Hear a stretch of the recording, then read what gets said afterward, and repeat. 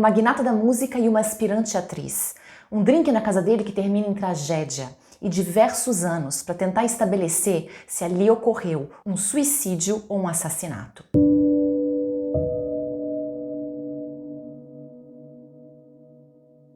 Oi, gente!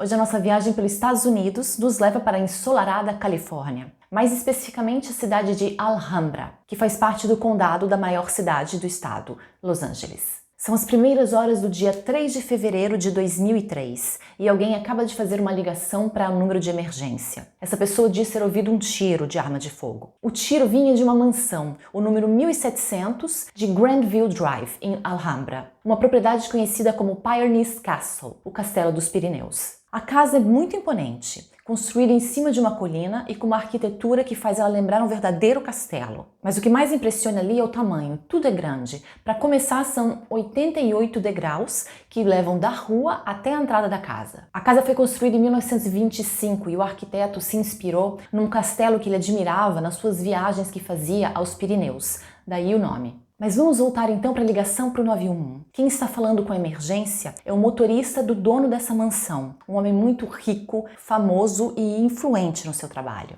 O homem ao telefone explica que ele não apenas ouviu o tiro. Logo depois ele se aproximou da mansão e viu uma mulher que estava sentada sobre uma cadeira, imóvel. O motorista, que permaneceu do lado de fora da mansão, diz também durante a ligação telefônica que quem deu o tiro foi o seu patrão, mas ele não sabe como é a situação agora dentro da casa. A polícia então, quando chega ali, procede com muita cautela, porque na verdade a única informação que eles têm é que um tiro foi dado, que tem uma mulher dentro da casa e o patrão do motorista. As diversas viaturas que respondem aquele chamado então chegam com muita cautela, eles chegam com os faróis apagados, estacionam ali na frente, os policiais entram na propriedade sem dizer nada, do lado de fora da mansão, ali no jardim, eles vasculham um pouco as coisas, não tem nada de estranho, não tem nenhum barulho vindo da mansão, não tem nenhuma luz acesa, nada. Então às 5h20 da manhã, eles decidem que é hora de invadir a propriedade. E assim que eles entram na casa, eles são recepcionados por uma cena grotesca. Sentada em uma cadeira, mas totalmente descomposta, está uma mulher,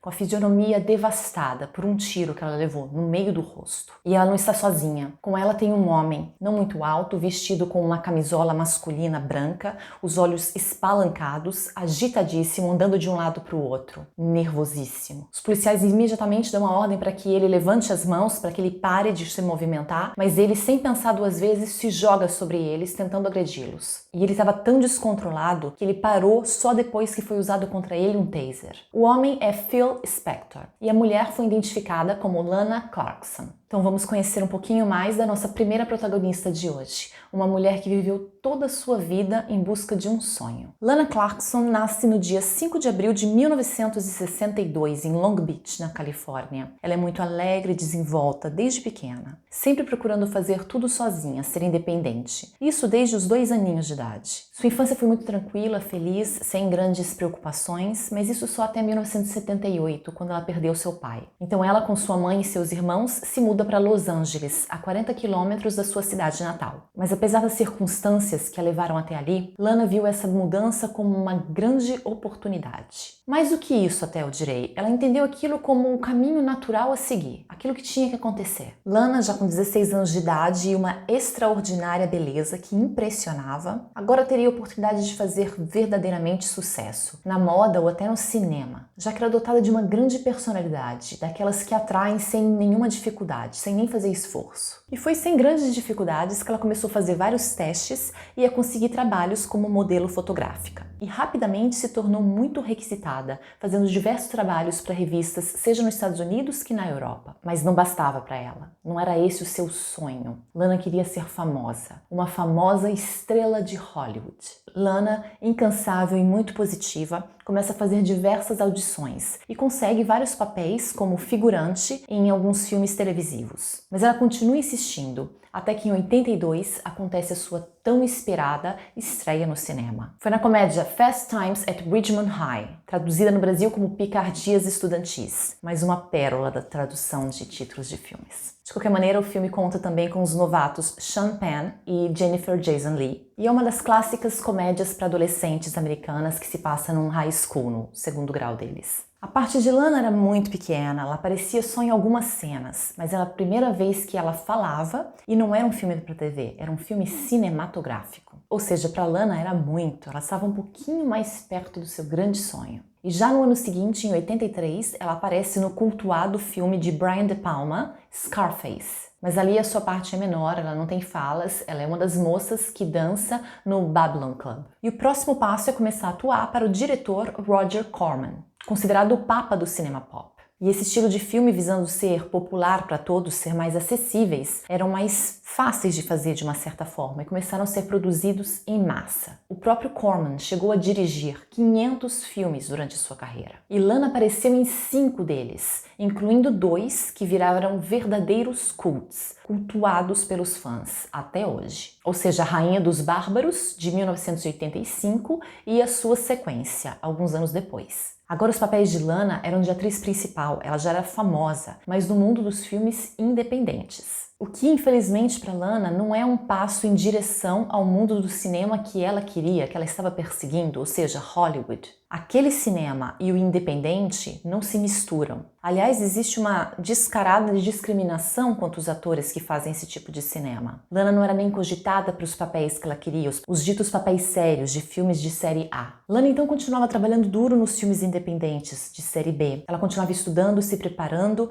continuava fazendo milhares de audições para conseguir papéis máximo como figurante nos filmes que ela queria, ou talvez participações pequenas em alguma série de TV famosa. Mas papéis de verdade nos filmes de Hollywood, ou talvez mais do que uma participação, mas um papel fixo em uma série de TV, isso ela não conseguia. Ou seja, ela trabalhava como atriz, sim, mas a sua carreira não estava andando na direção que ela queria. E assim os anos vão se passando. Lana está agora com 30 anos, o que em Hollywood é mais ou menos 55. E ela começa então a acreditar que a sua oportunidade passou. Simplesmente não tinha acontecido, ela não conseguiu aquele tal papel naquele filme sério e importante que a transformou do dia para a noite numa atriz famosa e respeitada. E ela, ao mesmo tempo que tem que começar a pensar em aceitar, em lidar com essa realidade, tem também que começar a pensar no seu sustento. E ela começa a vender online cópias autografadas dos seus DVDs independentes. Isso através de um site criado e gerenciado por ela, onde ela tinha também aberto um fórum, onde ela se comunicava com seus fãs. Aqueles fãs fanáticos dos filmes independentes que a consideravam ainda a rainha daquele gênero. Mas Lana não quer se limitar ao trabalho online. E ela acaba encontrando uma outra carreira que parece gostar bastante, uma carreira que parece se encaixar muito bem com a personalidade dela. E ela decide tentar se tornar uma comediante de stand-up. Ela começa a pesquisar bastante, ela frequenta todos os clubes de comédia e ela chega até a escrever um espetáculo. Mas ela acaba desistindo da ideia antes mesmo de se apresentar uma vez. Era muito intimidador ter o público ali na frente dela, não atrás de uma lente. E Lana não se sentiu ainda pronta para enfrentar as críticas. Como eu disse antes, existe preconceito contra os atores de série B. São aqueles que nunca vão ser atores de série A, como talvez tantos atores fazem televisão, e naquele período, ator de televisão não fazia cinema. E ali no mundo da comédia, ela sentiu que ela seria o rostinho bonito, que porque apareceu em alguns filmes independentes, achava que era famosa e que podia fazer qualquer coisa. E assim ela guarda na gaveta também esse sonho não realizado. E ela segue então não acreditando tanto em si quanto deveria, não acreditando talvez que merecia aquilo que queria, o que leva a gente sempre a acreditar que já é tarde demais. E era mais ou menos essa situação dela, era mais ou menos assim que ela se sentia quando ela completou 40 anos. E já muito preocupada com a sua falta de uma renda estável, ela começou a trabalhar na House of Blues, a Casa do Blues, um lugar famosíssimo criado pelo fundador do Hard Rock Café. Ali a comida servida é do estilo comfort food do sudoeste americano, se bebe bastante e pessoas famosas socializam ouvindo músicas mais do que selecionadas. Os frequentadores são estrelas do cinema e do esporte, modelos, diretores e produtores influentes. E Lana acaba por trabalhar ali não só porque ela está precisando de dinheiro. A escolha do local foi também porque ela acreditava que ali poderiam ser feitos contatos que seriam úteis para ela. Afinal, ela tinha vivido por mais de 20 anos seguindo o sonho de se tornar uma atriz. Era difícil de abrir mão 100% dessa ideia. Juntando então o útil ao agradável, ela começou a trabalhar ali, onde o seu papel era recepcionar os clientes, principalmente os VIPs. E é assim que ela encontra um dos mais importantes produtores da história da música, Phil Spector. Ele, respeitadíssimo, era conhecido como o magnata adolescente. Isso não somente pela quantidade de grupos jovens que ele produziu, principalmente durante os anos 60, com extremo sucesso, mas também porque quando ele fez isso, ele era não muito mais do que um adolescente. Já uma coisa que ele não podia ser acusado era de modéstia. Para ele, o magnata não era o bastante. Ele mesmo se auto-intitulava o Mozart do rock and roll. E creio que seja a hora de conhecer então um pouquinho mais do nosso segundo protagonista de hoje. Harvey Phillips Spector nasceu em Nova York no dia 26 de dezembro de 1940. Filho de imigrantes russos, ele cresce no bairro do Bronx. Quando estava com 8 anos de idade, ele perde o pai e, com a família, se transfere então para Los Angeles. Ali, ainda adolescente, Phil, como era conhecido, apaixonado pela música, monta uma banda, The Teddy Bears, os ursinhos de pelúcia. A formação era ele, mais um rapaz, mais uma moça, e Phil, que tinha criado a banda, era também o líder, era ele que tomava todas as decisões. E foi exatamente assim que ele descobriu que levava muito jeito para trabalhar como produtor. Tanto que depois de pouco tempo, ele consegue alguém para o substituir na banda e começa somente a produzir o grupo. O que foi um alívio para ele conseguir esse outro caminho no mundo da música, porque Phil não era somente um produtor nato, mas ele também era aterrorizado com a ideia de se apresentar na frente de um público. O que nós vamos ver mais para frente não significa que ele não gostasse de ser o centro das atenções, só que em relação à música ele preferia estar atrás dos holofotes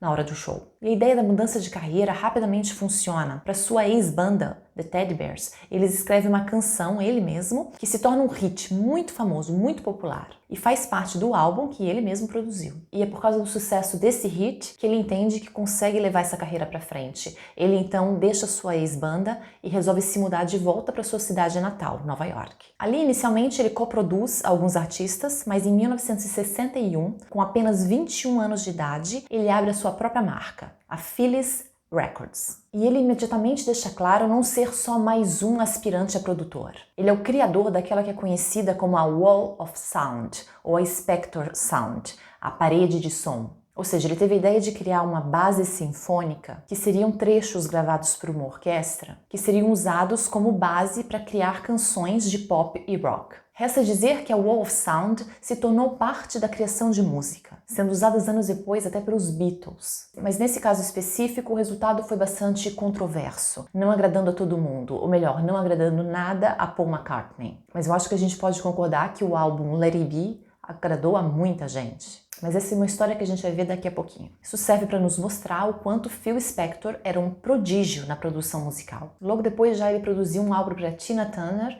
e não só para ela. Trabalhou com diversos artistas importantes. E ao completar 22 anos, com a sua marca tendo sido criada apenas um ano atrás, ele se tornou um milionário. Ele era extremamente criativo, tinha milhões de ideias em segundos. Era capaz de transformar qualquer música banal num hit de sucesso instantâneo. Todos começaram a querer trabalhar com ele. Nunca na história da música o nome de um produtor foi mais famoso, foi mais conhecido que o nome do verdadeiro artista do álbum. Ou seja, ele conseguiu aquilo que ele queria, ele conseguiu um modo de trabalhar na música sem estar sobre um palco, mas sendo ainda o centro das atenções. Durante os anos 60, então, ele vive como um próprio rei dentro do mundo da música, principalmente pelo seu trabalho com as boys bands, aqueles grupos de adolescentes tão populares na época. Mas as coisas na música, assim como nas artes em geral, mudam e mudam rápido. O gosto musical já não está mais sendo para esse estilo, está sendo uma coisa um pouco mais séria, mais poética, eu diria. E Phil, que é um visionário, está se preparando para entrar com o pé direito nessa nova era musical. E ele faz isso em 1969, produzindo um disco para ninguém menos do que os Beatles. O disco era Let It Be. Na verdade, como eu tinha mencionado há pouco, quem o queria era John Lennon e os outros. Paul McCartney era até contra a ideia, porque ele não gostava nada do resultado das canções feitas usando a tal parede de som criada por Phil. Então, algumas músicas do álbum deles, Paul McCartney chegou a dizer que tinham sido arruinadas. Mas o episódio não diminuiu a fama nem o prestígio de Phil Spector.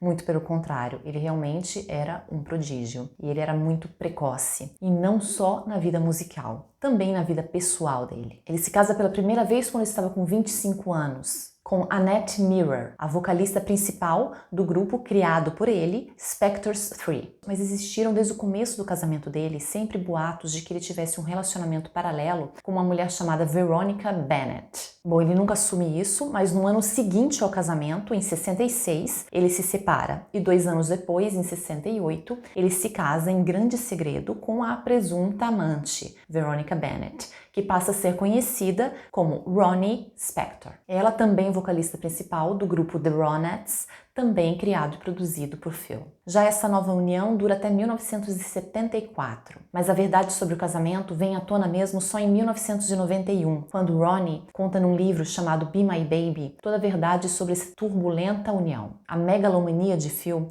não era apenas parte do seu trabalho, era a sua personalidade, parte do seu caráter. E para uma pessoa assim, os relacionamentos pessoais podem ser muito difíceis. Ele tinha imensos ataques de ira se as coisas não iam como ele queria. Ele tinha que ser sempre o centro das atenções. E ele manipulava as pessoas com uma facilidade impressionante. A ex-mulher Ronnie conta ter vivido anos muito difíceis ao lado dele. Ele a pressionava, ele a controlava em tudo. Ela se sentiu por anos sotoposta a uma violência psicológica constante. E ele não era o tipo de abusador que fazia as coisas em modo velado.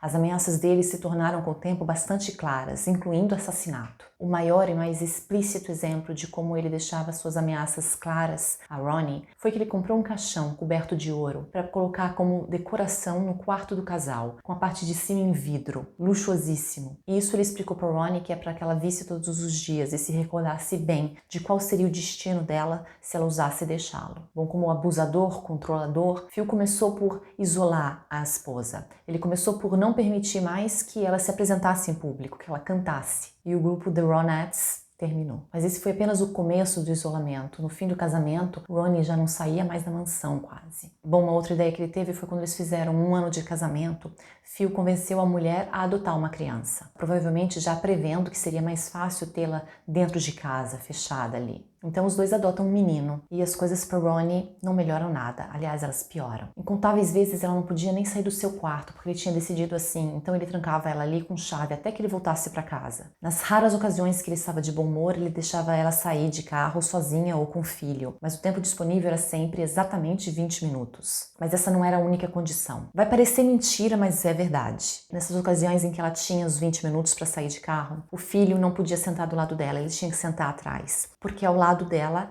ia uma figura em tamanho real, de papelão, de Phil Spector. E assim o tempo passa, pouco a pouco, Ronnie já não tem mais contato com família, já não tem mais contato com amigos. Porque segundo Phil, ela não precisava mais de ninguém, bastavam eles. Mas isso até um dia que eles tinham saído juntos e voltam de carro e chegam na mansão. E assim que eles param o carro, Ronnie vê imediatamente 2 crianças correndo, loirinhas, com os olhos azuis, em volta de um chafariz. Ela pergunta pro Phil, o que é isso? E a resposta dele é, Feliz Natal. E nunca ninguém ficou sabendo onde Phil foi buscar esses 2 meninos gêmeos, que na época da adoção, se é que foi uma adoção, estavam com 5 anos de idade. O fato é que a intenção de Phil de reter a esposa por causa dos filhos ali funcionou ainda por alguns anos. Até que Ronnie não aguentou mais e com a ajuda da sua mãe ela conseguiu fugir daquela mansão, escapando só com a roupa do corpo, até descalça ela estava. Isso porque Phil tinha os sapatos dela trancados com chave. Ronnie estava finalmente livre, mas esse não era o fim do pesadelo. A batalha pela custódia dos filhos foi muito dura e, como ela temia, a guarda foi concedida a Phil. Mas depois do divórcio, a briga foi realmente só pela custódia dos filhos, porque em relação a dinheiro ela não tinha nenhuma expectativa. Isso porque o contrato pré-nupcial deles previa que ela não tinha direito, no caso de divórcio, de nada do marido, nenhum direito sobre o patrimônio dele. E não terminava aí, estava escrito também que em caso de separação, ela perdia todos os royalties, todos os direitos pelas músicas das The Ronettes. Dá a impressão que mesmo antes de se casar, Phil Spector já estava se preparando para se vingar da esposa caso ela um dia o deixasse. E isso antes do casamento. E muito tempo depois do divórcio, quando Phil estava no meio de um processo judicial, ele encontrou ainda o tempo e a energia para fazer campanha contra a dedicação de uma estrela a Ronnie na Calçada da Fama. Mas ela sofreu mesmo foi com o fato da custódia dos filhos ter ficado com Phil, que os cobria de abusos físicos e psicológicos. Muitos dos tratamentos que antes eram reservados à ex-esposa agora eram usados contra os filhos, que passavam agora horas trancados nos seus quartos ou até dias sem sair daquela mansão. E a essa altura não era só na vida privada de Phil que ele tinha esses relacionamentos extremos, digamos assim. John Lennon, Bruce Springsteen, George Harrison sempre declararam que Phil era um gênio musical e uma pessoa excelente também. Talvez um pouco excêntrico, mas essa opinião era um pouco rara. A maioria das pessoas declarava abertamente seu ódio por ele. Só em relação às suas excentricidades que todos concordavam. Um exemplo, Phil adorava super-heróis e ele não via problema em um dia de trabalho normal ele resolver ir aos seus compromissos vestidos de Batman ou Superman. Normal. E ele estava sempre sempre armado. Ele não saía de casa sem uma pistola. A sua justificativa era sempre que ele era baixinho, era pequenininho, então seria muito fácil agredi-lo, ou seja, ele estava simplesmente se protegendo. Ele devia então se sentir muito ameaçado com muita frequência, porque não era nada raro ver ele agitando aquela pistola por aí. Um exemplo muito conhecido aconteceu durante uma gravação com John Lennon. O ano era 1973 e os dois estavam trabalhando na gravação da música Rock and Roll, quando uma diferença de opinião artística se transformou numa discussão furiosa. E no meio do bate-boca, Phil simplesmente sacou sua arma e disparou contra Lennon, contra o seu rosto. A bala chegou a passar bem de leve de raspão na orelha dele. E essa não foi nem a única vez. Diversas testemunhas tinham visto já John Lennon sair correndo de um estúdio, escapando, porque Phil vinha atrás dele correndo com a arma nas mãos. Ou seja, a arma não era só para proteção e não era só contra John Lennon que Phil apontava a ela. Bastava que ele se sentisse contrariado para começar uma discussão e mostrar o mais rápido possível aquela arma. E agora, sem sua esposa para vitimar, ele estava cada vez mais sendo abusivo também fora de casa. Assim como ele fazia com Ron e seus filhos para ser obedecido, ele trancou os Ramones por 2 dias num estúdio, 2 dias inteiros, sem sair para nada, até que eles gravassem um pedaço de uma canção do jeito que ele queria. Isso sempre com a ameaça de levar um tiro. E Phil Spector conseguia sempre o que ele queria e não sofria nenhuma consequência pelos seus atos. Na verdade, de uma consequência ele não conseguiu escapar. Ele teve que aprender a duras penas que ele não podia dirigir como ele queria, porque ele ficou gravemente ferido quando foi jogado contra o para-brisas de seu carro num acidente em Hollywood. Spector quase morreu ali, e foi só porque um dos policiais que o tinha socorrido conseguiu detectar um pulso muito fraco que ele não foi declarado morto no local. Ele foi internado com graves ferimentos na cabeça que exigiram horas e horas de cirurgia, e ele saiu dali com mais de 300 pontos na testa e mais de 400 na nuca. E é assim que ele começou a usar as suas famosas e cada vez mais vistosas perucas. Mesmo que muita gente diga que é porque ele já tinha uma calvície avançada e estava usando antes. Mas essa foi uma boa desculpa. E não foi a única mudança depois do acidente. Phil começou a alternar momentos de trabalho intenso com pausas cada vez mais prolongadas. E assim, passando mais tempo em casa, ele decidiu comprar uma mansão ainda maior. Em 1998, ele se muda então para casa em Alhambra, que nós vimos no início do vídeo. Casa que se tornou 5 anos depois a cena do crime contra Lana Clarkson. E agora, já tendo conhecido um pouco mais sobre os nossos 2 protagonistas, dá para imaginar que eles tenham um belo dia se encontrado. Mas o que Lana estava fazendo ali naquela noite específica? Bom, como todas as noites, algumas horas antes, Lana estava na House of Blues trabalhando. Quando chega Phil Spector, com uma peruca estilo afro enorme, que caía e tocava seus ombros. Ele então se dirige imediatamente para uma área, para um andar inteiro que era reservado só para homens, e Lana, por causa da peruca, pensa que ele é uma mulher e vai atrás dele. Mas para sorte dela, uma outra funcionária vê o que está acontecendo, alcança Lana, segura ela e explica que se trata de um homem, e é mais do que VIP. E Lana, muito inteligente e muito profissional, o tratou como tal. O tratou como um verdadeiro rei durante toda a noite. O tipo de tratamento preferido de Phil. E quando Lana saiu do trabalho, depois que o clube já tinha fechado, às 2h30 da manhã, ela encontrou ele ali, Phil Spector esperando por ela dentro da sua limusine, para lhe oferecer uma carona até sua casa. Ela aceita e ele, no meio do caminho, acaba convencendo ela a passar na mansão dele primeiro para tomar um último drink. E quando eles estacionam na casa, antes de sair do carro, ela sussurra para o motorista baixinho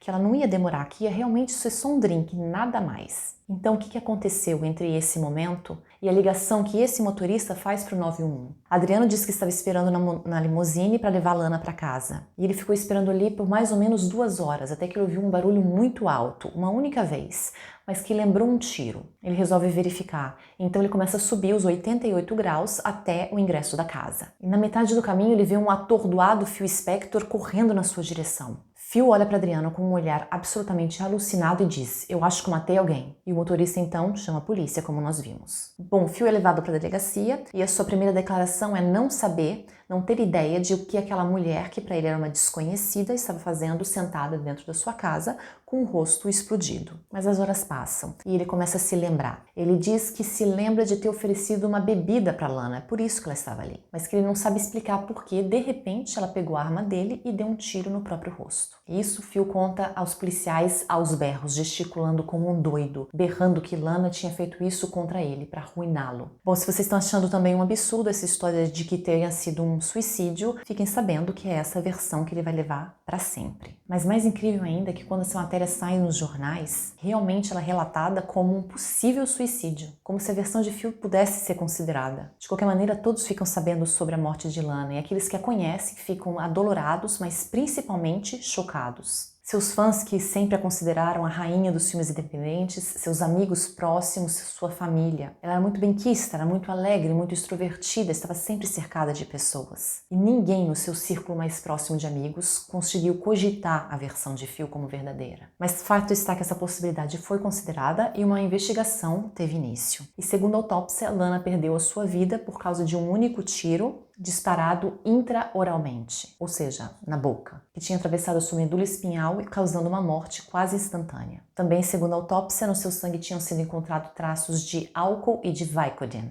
que é um antidolorífico fortíssimo que ela tinha começado a tomar quando ela tinha quebrado os 2 pulsos. Ela, como acontece muito, é uma droga muito viciante, ela tinha continuado a tomar mesmo depois do tempo previsto para terminar o tratamento. Bom, esses são os fatos, mas e as partes da história que nós não sabemos? Qual tinha sido a ordem desses eventos, de acordo com Phil? Bom, assim que os dois teriam deixado a limusine, eles entraram na casa e ele propôs para Lana um tour pela mansão. No final desse tour, eles chegaram na sala e ele propôs para ela o tal drink. Os dois começaram a beber, por algum motivo Phil saiu da sala por alguns instantes e é quando ela se aproveitou para pegar uma pistola que estava dentro de uma gaveta. Quando ele volta então para a sala, ele encontra ela já sentada naquela cadeira, com a arma nas mãos, balbuciando coisas que ele não consegue entender. Ele nem tem tempo de se aproximar, ela coloca a arma na boca e dispara. Ele diz ter sido a coisa mais chocante que ele já presenciou na sua vida. Mas contra Phil tem o depoimento de Adriano, seu motorista, que diz ter ouvido da boca do próprio patrão que ele tinha matado alguém. Phil Spector então é preso como suspeito de homicídio em primeiro grau. Sua fiança então foi estipulada em $1 milhão,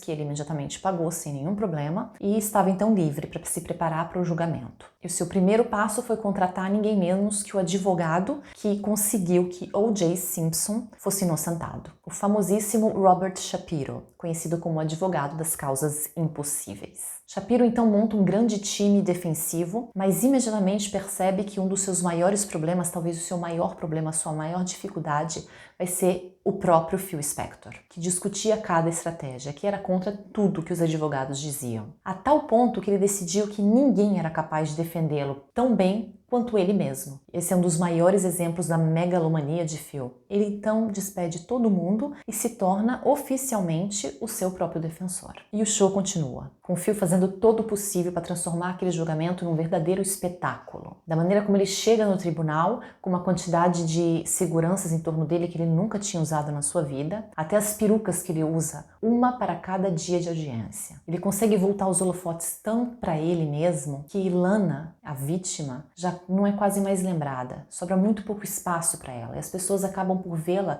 de uma maneira muito superficial. Ela não é mais que uma atriz falida que acabou por trabalhar num restaurante, que obviamente tinha ela ido atrás de Spector em busca da enésima oportunidade de se tornar famosa. E tudo isso muito alimentado pelas incontáveis declarações de Phil, toda vez que ele chega e toda vez que ele sai do tribunal. Ele chega a dizer literalmente que Lana, não tendo conseguido ser famosa durante a vida, decidiu usá-lo para fazer uma saída em grande estilo. Ele termina dizendo: porque a gente sabe que basta se suicidar na casa de um famoso que você vive para sempre. Bom, ele oferece essas pérolas para os jornalistas que fazem plantão ali no tribunal e ele também começa a aceitar qualquer tipo de convite para uma entrevista, coisa que ele tinha evitado ao máximo durante toda a sua carreira. O juiz, a um certo ponto, tem que advertir Phil que se ele não parar de tratar o julgamento como um show televisivo, ele vai ser preso por desacato. Mas aí Phil fica sem saber que estratégia seguir, provavelmente por isso ele acaba contratando um outro time de advogados. Eles eram talvez mais pacientes com Phil, mas não menos capazes do que os anteriores. Um deles tinha defendido um dos irmãos Menendez e o outro tinha conseguido que um conhecido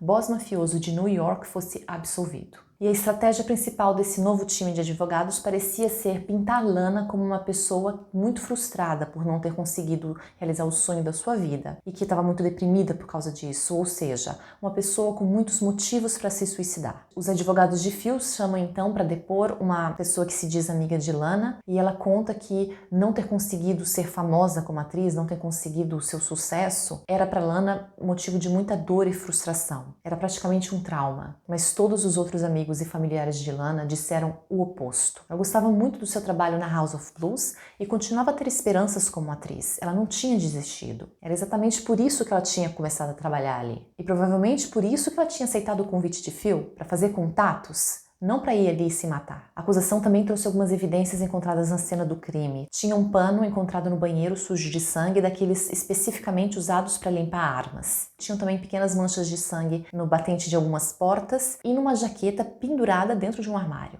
E nenhuma dessas manchas tinha como ter sido causada por Lana. Segundo a acusação, era já uma mentira que Phil não tinha tocado nela antes de sair correndo assustado e encontrar Adriano nas escadas. E tinha também a inconsistência de como Lana conseguiu aquela arma. Era a primeira vez que ela estava naquela casa. Como ela sabia que a arma estava ali, não era muito mais provável que Phil tivesse pego aquela arma primeiro? Bom, e falando em arma e as digitais, a arma não tinha nenhuma, de ninguém. O pano sujo de sangue no banheiro tinha obviamente sido usado para isso. Os advogados da acusação notam também que Phil, depois de ter usado a arma, teria colocado ela aos pés de Lana, mas na parte esquerda. E Lana era destra, e é muito difícil que a pessoa atire em si mesma com a sua mão não dominante. Por fim, foram encontradas duas amostras de DNA de Phil, uma sobre o seio de Lana e uma outra, uma mistura do DNA de Lana e de Phil num dos copos. O que geralmente acontece quando alguém bebe alguma coisa logo depois de ter beijado uma outra pessoa. A teoria da acusação, então, é simples. Phil teria tentado uma aproximação íntima com Lana, que o rejeitou, e estava já pronta para ir embora. Ela tinha sido encontrada até sentada ali com a bolsa pendurada no ombro. E ele tinha reagido como de costume. Se sente contrariado? Pega uma arma. Chega então a vez da defesa rebater e eles declaram que uma pessoa tentando escapar, uma pessoa com uma arma apontada para o próprio rosto, não coloca os lábios em torno da cana da arma, que foi o que ficou provado pela perícia que tinha realmente acontecido. E eu aqui abro um parênteses porque eu acho que uma pessoa com uma arma apontada para o rosto faz sim um monte de coisa, incluindo isso, se a pessoa que está apontando a arma para ela pede. De qualquer maneira, ali o processo chega ao fim. Os jurados se isolam para discutir sobre o veredito por 15 dias consecutivos, mas segundo a lei o resultado deve ser unânime, e essa conclusão não acontece. Apenas um dos 12 membros do júri não está convencido de ter visto provas suficientes que colaborem com a teoria de assassinato. Ou seja, para a desilusão da família de Lana, que esperava por justiça, esse julgamento, depois de meses, é completamente cancelado e um novo tem que ser iniciado. Então, o segundo processo começa quase um ano depois, baseando-se desde o início ao depoimento de Adriano. E a primeira decisão do juiz é que esse novo julgamento se desenvolva inteiramente de portas fechadas, o que diminui um pouco a atenção da mídia e faz com que Phil se torne um pouco mais sóbrio, um pouco mais concentrado durante o julgamento. Por exemplo, durante todo o processo ele usa apenas uma peruca. Talvez tivesse sido um choque de realidade para ele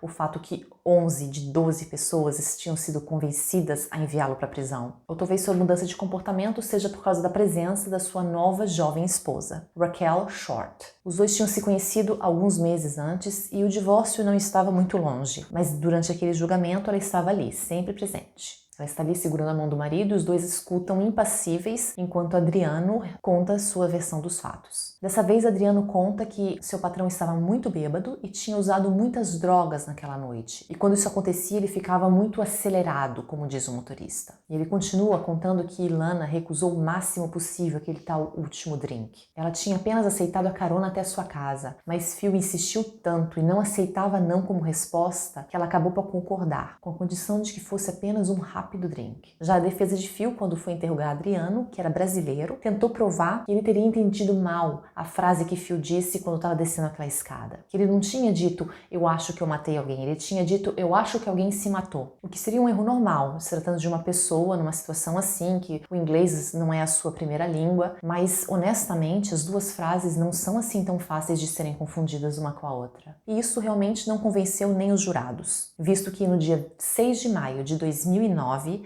bem 6 anos depois do crime, Phil Spector foi considerado culpado por homicídio em segundo grau. E o juiz decide ali que ele não deve cumprir menos de 19 anos. Todo o dinheiro e influência de Phil conseguiram tardar, e bastante, a justiça, mas não conseguiram evitá-la. E assim que é preso, a saúde de Phil começa a se degenerar, seja física que psicologicamente. Aquela nova realidade parece ser demais para um milionário megalomaníaco acostumado a ter sempre o que quer. Mas aquela ali será sim a sua nova realidade por 12 anos, até que ele se torna mais uma vítima fatal da pandemia em maio de 2021. quando estava com 81 anos de idade. Ou seja, ele viveu exatamente o dobro de anos que ele deixou Lana viver. E eu tenho que admitir que a primeira vez que eu vi essa história, tinha certeza que Phil ia conseguir evitar a prisão. Porque com certeza tantos e tantos casos que nós não ficamos nem sabendo são resolvidos por competentíssimos advogados que por dinheiro dobram a lei. Ao menos Lana teve justiça, ou ao menos aquela justiça que era possível ainda ser feita, porque justo mesmo